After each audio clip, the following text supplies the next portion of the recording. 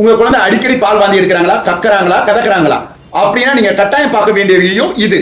இந்த மாதிரி குழந்தைங்க கக்கறதுக்கும் வாந்தி பண்றதுக்கும் நிறைய பல காரணங்கள் இருக்கு. மிக முக்கியமான காரணம் அப்படின்னு பாத்தீங்கன்னா, உணவு குழாயிலிருந்து வயிறு ஜாயின் ஆகிற இடத்துல ஒரு கதவு மாதிரி ஒரு அமைப்பு இருக்கும்.